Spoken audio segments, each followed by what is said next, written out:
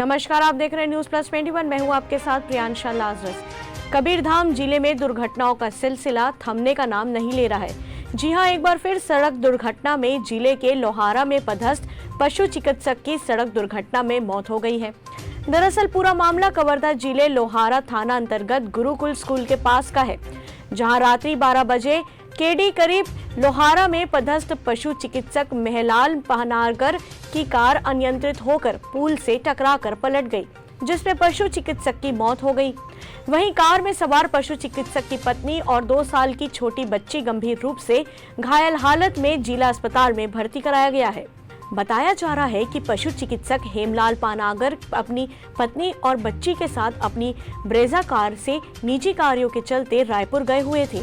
वहीं वापस लौटने के दौरान यह सड़क हादसा हो गया। सड़क हादसे के बाद पशु चिकित्सक और उसकी पत्नी को घंटों की काफी मशक्कत के बाद बाहर निकाला गया था, जिसके बाद पशु चिकित्सक, उसकी पत्नी और बच्ची को जिला अस्पताल में इलाज के लिए भर्ती कराया गया था, जहां डॉक्टरों की टीम ने पशु चिकित्सक को मृत घोषित कर दिया, जबकि उसकी पत्नी और बच्चे घायल हालत में जिला अस्पताल में भर्ती है और उनका इलाज चल रहा है। ऐसी ही तमाम जानकारियों से लगातार अपडेट रहने के लिए देखते रहिए न्यूज प्लस 21, आपके हक की बात।